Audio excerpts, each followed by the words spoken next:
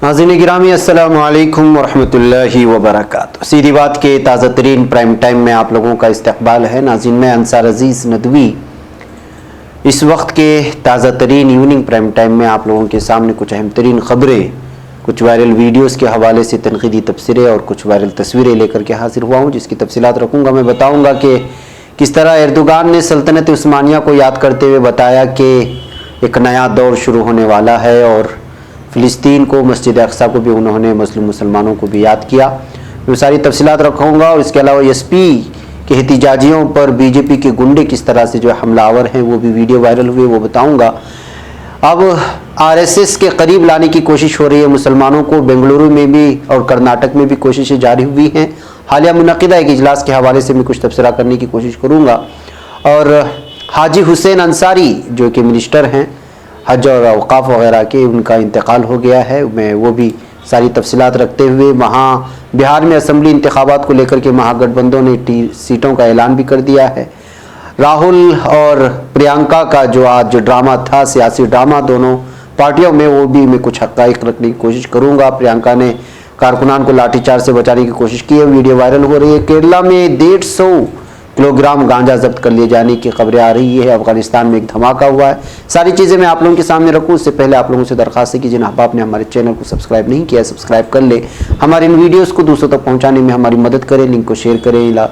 इदारे को मजबूत करना आप लोगों की जिम्मेदारी है। महीने का आगाज़ हो चुका है। बैकअप नाज़रीन, आइए बात करते हैं सबसे पहले कर्नाटक की और आरएसएस की और उसकी शाख मुस्लिम राष्ट्रीय मंच की, कि वो किस तरह दिल्ली, यूपी और मुख्तलिफ रियासतों के बाद कर्नाटक पर निगाहें टिकी हुई हैं। दरअसल आप लोगों को मालूम होना चाहिए कि कुछ दिन कबल यहाँ बेंगलुरु में हमीद शाह कॉम्प्लेक्स में, यहाँ के उर्दू हाल में आरएसएस की शाख मुस्लिम राष्ट्रीय मंच की जानिब से एक इजलास मुनक़िद किया गया था। इस इजलास में आरएसएस के नज़रियात, उसके मकासद, अक़लियतों बिलख़ुसूस मुसलमानों की तय आरएसएस और मुस्लिम राष्ट्रीय मंच के मौक़िफ़ पर रोशनी डाली गई थी। और बीजेपी अक़लियती मोर्चा के रियासती सदर मुज़म्मिल अहमद बाबू ने कहा कि मुस्लिम राष्ट्रीय मंच आरएसएस की एक शाख है। इस मंच के ज़रिए मुसलमानों को ये दावत दी जाती है कि वो आरएसएस के करीब आएँ, आरएसएस के नज़रियात को समझें। मुज़म्मिल ने कहा कि आरएसएस एक समाजी तंजीम है जो देशभक्ति के लिए काम करती है। ये कोई फ़िरक़ापरस्त तंजीम नहीं है, बल्कि सभी मज़ाहिब के मानने वालों को इस तंजीम में शामिल किया जाता है। मुज़म्मिल ने इनकी मुँह भर्राई के लिए ये भी कहा इस वक्त कि 1992 से आरएसएस के एक सरगर्म रुकन है वो, और आज भी आरएसएस से वाबस्ता है। उन्होंने ये भी कहा कि आरएसएस कभी फ़िरक़ा परस्ती की बात नहीं करती। देशभक्ति के साथ मुल्क के समाजी और फलाही कामों में हिस्सा लेना इस तंजीम का अहम मकसद रहा है। बैकअप नाज़रीन, एक लंबी रिपोर्ट है, मुझे पूरी रिपोर्ट आप लोगों के सामने रखना मकसद नहीं है। मकसद मेरा आप लोगों के सामने कर्नाटक के मुसलमानों को होशियार करना है कि कहीं आप इस तरह की मीठी मीठी बातों में ना आ जावें, इसलिए कि आरएसएस की और हिंदुत्व तंजीमों की क्या उनकी तरीन तारीख रही है, हम तमाम लोगों के सामने है। कुछ लोग हैं जो मतलब परस्त होते हैं, मौका परस्त होते हैं और अपने मकसद के लिए जो है पूरे कौम को झोंकने की कोशिश करते हैं। इस वक्त क्या हो रहा है, जब से बीजेपी पार्टी आई है और हिंदुत्व की तंजीमें मुसलमानों के साथ मॉब लिंचिंग के जो हालात सामने आए, गोश्त के नाम पर जो हालात हैं और किस तरह फ़िरक़ावाराना फसादात भड़कते हैं, यूपी में क्या हुआ और बिलखुसूस कर्नाटक में क्या हो रहा है अक़लियतों के साथ, मुसलमानों के साथ, सब लोगों के सामने वाज़ेह है। इसलिए ऐसे मुँह भर्राई करने वाले लीडरों के नाम ना आए और ना ही इस तरह के जलसों में शरीक होना भी ज़रूरी नहीं है और ना ही शरीक होने के बारे में सोचना चाहिए। अब मैं ये खबर आप लोगों के सामने कुछ दिनों के बाद इसलिए रख रहा हूँ कि कहीं ऐसा ना हो कि उसी वक्त अगर ये खबर दी जाती तो जो है उनकी मार्केटिंग हो जाती है, इस तरह की चीज़ें। इस वजह से होशियारी के लिए और जो है होश के नाखून लेने के लिए ये खबर आप लोगों के सामने रखा है कि अब जो है मुस्लिम राष्ट्रीय मंच जो आरएसएस की विंग है मुसलमानों को लुभाने के लिए, वो हरकत में आ चुकी है। लिहाजा अपने अपने इलाकों में लोगों पर जान पहचान करवा लें ताकि महसूस हो कि कौन जो है इसमें दाखिल होने की कोशिश कर रहा है, किसको लुभाने की कोशिश हो रही है और कौन ऐसे लीडरान हैं जो इस तरह के मुस्लिम राष्ट्रीय मंच में दाखिल होकर के अपनी कौम की पीठ पर छुरा घोंपने की कोशिश करते हैं। बैकअप नाज़रीन, आइए एक और खबर की जानिब आपको ले चलो। हाजी हुसैन अंसारी जिनकी उम्र 70 साल है और झारखंड के स्टेट माइनॉरिटी वेलफेयर डिपार्टमेंट के मिनिस्टर हैं, उनका आज इंतकाल हो गया है। कुछ दिन पहले उनको कोविड-19 हुआ था, लेकिन उससे वो शिफायाब होकर के वापस घर आ चुके थे, लेकिन इस दरमियान में उनकी मौत होने की खबर आ रही है। इनका ताल्लुक पहले कांग्रेस से था और उसके बाद जेएमएम यानी शिबू सोरेन के पार्टी में दाखिल हो चुके थे, उसके बाद से खिदमत अंजाम दे रहे थे। रांची से ये खबरें इस वक्त आ रही हैं और इनका सियासत में बहुत ज़्यादा अहम रोल भी था और अपनी कौम वगैरह मिल्लत की खिदमत करने की वजह से भी ये अपने इलाके में बहुत मशहूर थे। यही वजह कि कांग्रेस के बाद JM में भी उनको अहम तरीन ओहदा दिया गया था। लगातार इस वक्त जो है वो खिदमत भी कर रहे थे। आज उनकी मौत की खबर आ रही है। बहरकैफ नाज़रीन, एक और खबर की जानिब बढ़ते हैं और वो ये है कि बिहार असेंबली इंतखाबात महागठबंधन ने इस वक्त सीटों का ऐलान कर दिया है बिहार असेंबली इंतखाबात के लिए। और इसका ऐलान RJD के रहनुमा तेजस्वी यादव ने किया। कांग्रेस पार्टी 70 पर, बाएं बाजू की जमातें 29 और RJD 144 नशिस्तों पर इलेक्शन लड़ेगी। राष्ट्रीय जनता दल अपने कोटे से VIP और JMM को नशिस्तें देगी।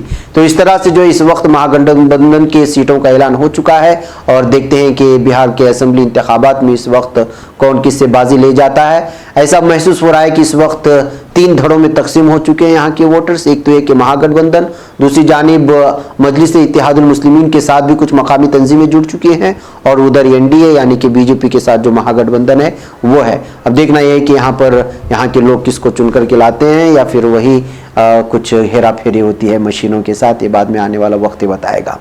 नाज़रीन, ड्रामा बात करते हैं। सियासत का ड्रामा सुबह से जारी था, आप लोग जान चुके हैं और सुबह से जो लोग टीवी देखने के आदी हैं उन लोगों को भी ये तस्वीरें निकल कर सामने आ रही होगी।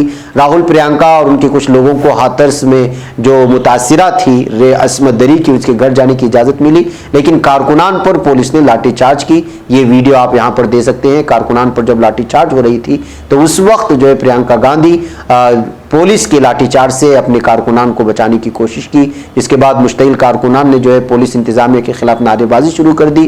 राहुल गांधी और प्रियंका गांधी DNDR पर आगे बढ़ रहे हैं और बढ़ते जा रहे हैं। बैकअप जबरदस्त हंगामा आज देखने को मिला कारकुनान के दरमियान में और बहुत ज्यादा आज सुबह से शाम तक के हालात देख सकते हैं। इस पुलिस के हालात को देखकर कि जिस तरह से यहाँ पे पुलिस को तयन किया गया है और ये जिस तरह से एहतिजाजी जुलूस निकाला गया है और ये पुलिस अफसरान को खड़ा देखने के बाद महसूस होता है कि एक जंग का मैदान बना हुआ है। सिर्फ एहतिजाजियों को रोकने के लिए पूरी यूपी पुलिस को यहाँ झोंक दिया गया है।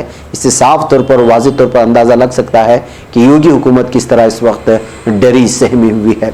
बहरकैफ ये ड्रामा सुबह से चल रहा था नाज़रीन, इस पर ज़्यादा बहस करने की ज़रूरत नहीं है। गुज़श्ता 3-4 दिनों से तो यही खबरें हम लोगों के सामने आ रही है। अलबत्ता विजुअल्स आप देख करके अंदाज़ा लगा सकते हैं कि योगी हुकूमत के खिलाफ बहुत ज़्यादा इस वक्त अवाम मुश्तिल हो चुकी है। एक और वीडियो में आपको दिखाऊं और वो है कि BJP के लोग किस तरह से खवातीन की बेइज्जती करते हैं। कुछ खवातीन जो SP पार्टी से थी और वो एहतिजाज कर रही थी आज यहाँ BJP दफ्तर के सामने कुछ इलाकों में, तो BJP के गुंडे देखिए किस तरह उनको जो है धकेलने की कोशिश कर रहे हैं और किस तरह से जो है उनको ऑफिस से दूर करने की कोशिश हो रही है। तो आप अंदाज़ा लगा सकते हैं कि जहां पुलिस पर ये हक है कि वो रोके एहतिजाजियों को जो वो करे, लेकिन यहाँ देखिए कि BJP के गुंडे किस तरह रास्ते पर आकर के खवातीन के साथ एहतिजाजियों के साथ गुंडागर्दी कर रहे हैं। ये भी वीडियो इस वक्त बहुत ज़्यादा वायरल हो रही है।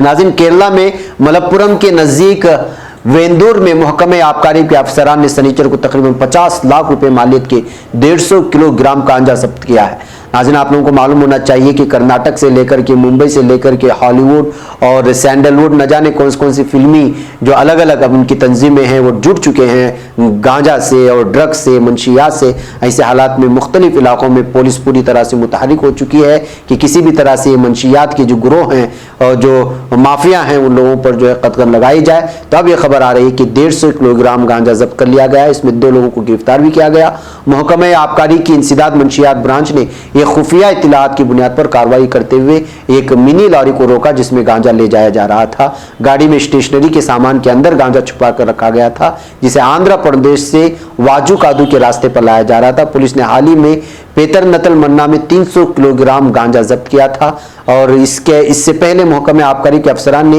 एक कंटेनर में रखा तकरीबन 400 किलोग्राम गांजा भी जब्त किया था। अब ये 150 किलोग्राम गांजा की बात सामने आ रही है। तो इससे आप अंदाजा लगा सकते हैं कि गांजा फरोशी, मंशियात, ड्रग्स के माफिया कहां तक फैले हुए हैं और एक ग्रोह किस तरह से जो है एक रियासत से दूसरी रियासत में काम करने की कोशिश कर रहे हैं। लेकिन पुलिस इस वक्त पूरी तरह कदम लगाने की कोशिशों में है। बैकअप। नाज़रीन आइए अफगानिस्तान से आज खबर आ रही कि अफगानिस्तान के कंधार सूबे में सलामती दस्तों को निशाना बनाकर रखे गए 2 देसी बमों में जुमा की रात धमाका होने से कम 7 तालिबानी जंगजुओं के मारे जाने की खबरें आ रही है। सूबाई पुलिस ने हफ्ते को इस वाक़े की तस्दीक की। उसने बताया कि अरगन आबाद जिले में कल रात जंगजू सलामती दस्तों को निशाना बनाकर सड़क के किनारे बम रखे रहे थे। कुछ देर बाद अचानक बम फट गया जिसमें 3 जंगजुओं की मौके पर ही मौत हो गई। दूसरा वाक़या कोट जिले में हुआ जहां 4 जंगजुओं एक गाड़ी पर सवार होकर कहीं जा रहे थे। इस दौरान उनकी गाड़ी सलामती दस्तों को निशाना बनाकर रखे गए बम की जद में आ गई। इस वाक़े में 4 जंगजू मारे गए हैं। इस तरह से जो है अफगानिस्तान में अमन सलामती की बात और मुज़ाकरात होने के बावजूद लगातार इस तरह की खबरें भी निकल करके सामने आ रही हैं। नाज़रीन आइए आखिर में मैं एर्दोगान की उस बयान का हवाला देकर के आप लोगों से इजाज़त लूँ। एर्दोगान ने एक मरतबा फिर मजलूम मुसलमानों को याद करते हुए, फिलिस्तीनी कौम को याद करते हुए उन्होंने कहा कि दुनिया भर के आलमी फोरम्स पर फिलिस्तीनी कौम और दुनिया भर के मजलूम मुसलमानों के लिए आवाज़ बुलंद करने पर हमें तुर्की को बहुत ज़्यादा फ़ख्र है। हमें फ़ख्र है कि हमारा मुल्क, कौम और हुकूमत सब मुसलमानों के लिए आवाज़ उठाते हैं और उठाते रहेंगे। उन्होंने कहा कि जंग अज़ीम अव्वल के बाद आयद की जाने वाली पाबंदियों के खात्मे के बाद एक नया दौर शुरू होने वाला है। उस्मानी दौर जिंदा होगा। बैतुल मक़दिस हमारा शहर है, हम उसको लेकर के रहेंगे। ये कहते हुए उन्होंने एक मरतबा फिर उस्मानी दौर को वापस लाने का यकीन दहानी की है व वादा किया है। जंग अज़ीम अव्वल में जिस मुक़द्दस शहर को हम आपदीदा निगाहों से छोड़ने पर मजबूर हो गए थे, उस बैतुल मक़दिस में आज भी सल्तनत उस्मानिया की मुज़ाहमत के आसार मौजूद हैं। बैतुल मक़दिस हमारा शहर है और हम में से है, हम उनमें से। ये कहते हुए रजब तैयब एर्दोगान ने आज पूरे उम्मत मुस्लिमा को वो सल्तनत उस्मानिया की याद कराते हुए इस बात पर जोर दिया है कि दोबारा सल्तनत उस्मानिया का दौर आएगा और उसी तरह की सल्तनत कायम होगी। ये कहते हुए पूरी तुर्की कौम को उन्होंने एक खुशखबरी देने की कोशिश की है। बहरकैफ नाजरीन, ये कुछ अहम तरीन खबरें थी जो आप लोगों के सामने रख दी गई। फिलहाल मुझे इजाज़त दें, इंशाल्लाह फिर आप लोगों की मुलाकात होगी। अस्सलाम वालेकुम रहमतुल्लाहि व बरकातहू।